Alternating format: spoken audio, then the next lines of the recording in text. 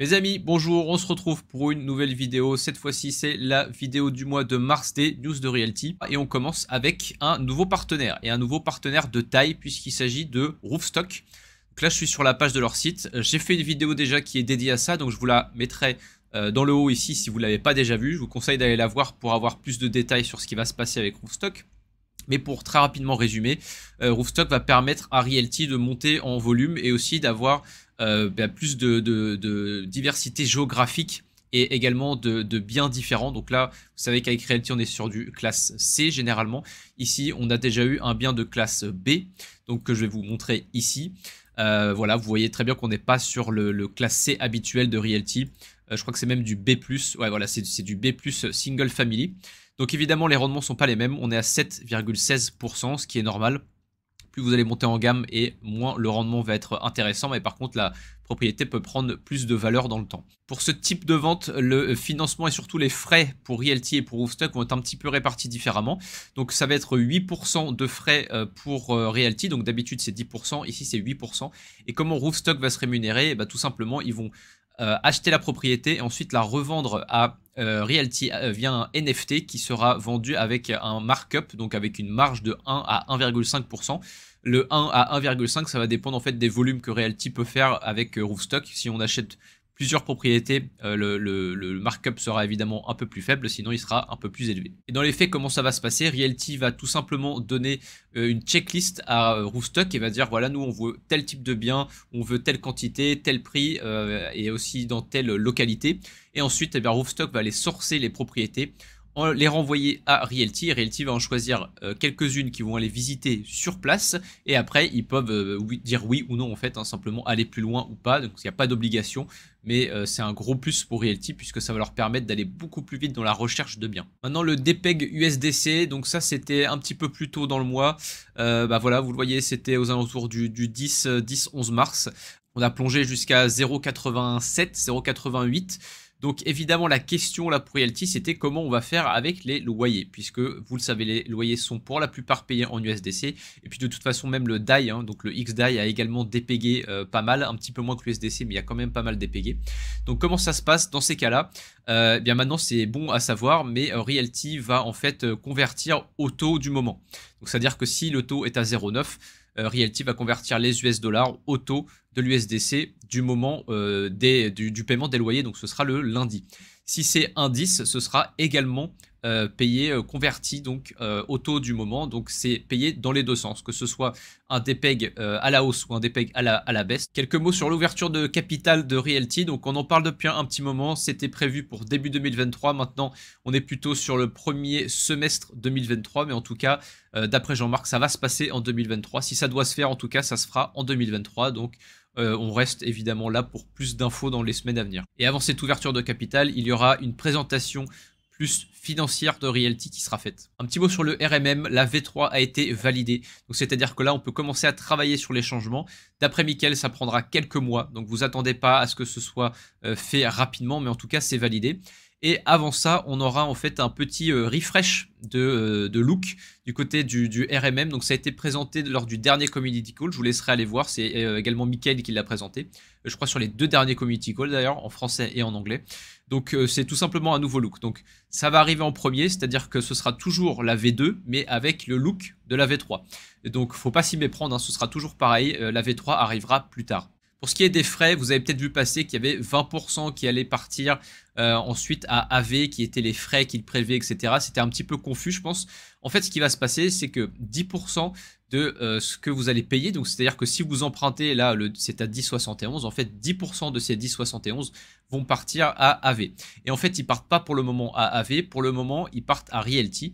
Et au moment de la 23, en fait, ça va être coupé en deux, c'est-à-dire qu'il y aura 8% qui partira à Realty dans un fonds qui n'a pas été touché pour le moment et 2% qui partira à AV qui bien sûr quand même provide un service, donc il faut les rémunérer. Un nouveau mode de paiement des loyers également, c'est le ARMM XDAI. Donc c'est simplement du XDAI qui est déposé sur le RMM, ce qui veut dire qu'il vous rapporte des intérêts dès le moment où vous le touchez dans votre wallet. Donc évidemment très intéressant si vous utilisez le RMM ou même si vous ne l'utilisez pas, c'est un petit bonus quand même à chaque fois. Donc vous pouvez tout de suite aller dans votre profil, setuper ça. Un mot rapide sur le bridge ETH Gnosis, il est toujours en test, donc voilà, pas plus d'infos pour le moment, mais c'est toujours en travail. Ensuite, le démembrement de propriété des tokens, donc vous savez, avec la nue propriété d'un côté, l'usufruit de l'autre. Ça, c'est quelque chose qui intéresse Realty, mais pour le moment, c'est évidemment pas une priorité. En plus, c'est très franco-français. Et ensuite, pour terminer, 3 CC exceptionnels qui sont prévus. Ça devait déjà arriver, je crois, il y a 1 ou 2 semaines. C'est pas arrivé. Donc, il n'y a pas de nouvelles dates. Mais en tout cas, sachez qu'il va y avoir des community calls exceptionnels qui seront faits donc pour l'arrivée en Europe et au Panama. Également sur l'immobilier patrimonial, puisqu'on va voir après que ça va être un focus dans les mois à venir pour Realty. Et un invité spécial. Voilà, on n'a pas plus d'infos que ça. Mais en tout cas, tenez-vous prêts, il devrait y avoir ces community calls qui arrivent dans les semaines qui viennent. On passe maintenant à l'immobilier avec un point sur les volumes. Donc on a eu 2,164 millions de dollars de vendus sur Realty au mois de mars. Et vous le voyez ici, on a eu Marlowe également qui était un petit peu avant. Voilà, le Red Star Date était au 15 mars. Et là, eh bien, petit retournement de situation puisque le vendeur ne veut plus vendre. Donc voilà, ça peut arriver. Et donc c'est arrivé sur Marlowe. Vous avez d'ailleurs peut-être déjà touché 1 semaine de loyer, donc ça c'était pas prévu, c'était une petite erreur de Jean-Marc je crois en termes de communication avec les équipes. Vous inquiétez pas, en tout cas, il y a toujours un petit espoir de closer le deal, mais même si ça se fait pas, Realty vous proposera en fait un bien équivalent et vous pourrez réserver des tokens donc, que vous avez déjà payés sur Marlowe. Si jamais ça se passe pas comme ça, eh bien ce sera un remboursement pur et simple. Il y aura peut-être une déduction du coup des loyers que vous avez déjà touchés. Ça c'est pas sûr, ça c'est moi, je m'avance là-dessus, mais j'imagine que ça va se passer comme ça si jamais Realty veut se rembourser là-dessus. Mais voilà, donc il reste quand même un petit espoir. Après, s'il y a une procédure qui va plus loin, donc s'il n'y a pas d'arrangement à l'amiable, s'il n'y a pas de solution immédiate, eh bien ça peut prendre 6 mois à 2 ans.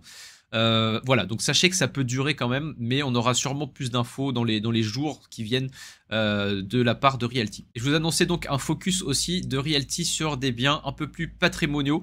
Effectivement, on en parlait déjà depuis un petit moment, les prix ayant baissé dans l'immobilier, maintenant ces biens deviennent très intéressants. Donc je suis revenu ici, puisque là on a un B+, donc c'est potentiellement le type de bien que vous allez peut-être arriver... vous allez peut-être voir arriver plus fréquemment sur la plateforme. En plus, avec l'arrivée de Roofstock en tant que partenaire, ça va les aider à trouver ce type de bien plus facilement. Parce que c'est pas forcément leur domaine d'expertise, mais Roofstock, eux, avec le volume qu'ils font, ils en voient forcément passer beaucoup. Il y aura également aussi potentiellement des classes A, donc attendez-vous également à des rendements plus bas. Hein. Je l'ai déjà dit, mais là, 7,16%, ça reste un très bon rendement. Faut pas cracher dessus, c'est quand même un très très bon rendement. Et donc voilà, donc ça veut pas dire qu'ils vont quitter complètement les classes C. Il y en aura toujours quand il y a des bonnes opportunités, mais vous avez vu que les classes C, le rendement également a baissé. Donc ça veut peut-être dire qu'il est temps de passer sur des classes un petit peu supérieures. Les réévaluations, là c'est toujours un gros souci puisqu'on a beaucoup de retard. Alors c'est dû aussi au fait que les banques sont en train de réévaluer beaucoup de maisons et donc ça crée beaucoup de demandes et ils sont tout simplement débordés et les prix montent. Donc si vous voulez réévaluer votre maison rapidement, et bien vous demandent plus d'argent tout simplement.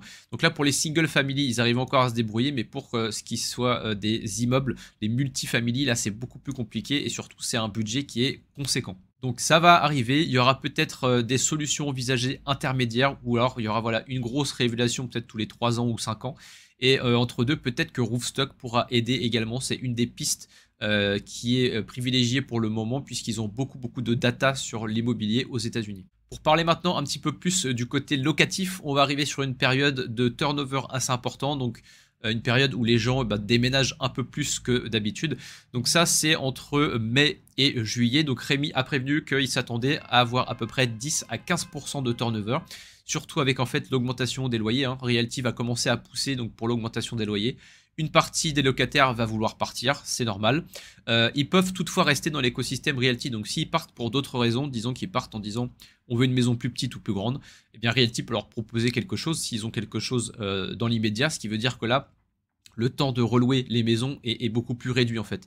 Il y a peut-être besoin d'un petit coup de peinture, etc. Mais en une semaine ou deux, ça peut peut-être se faire.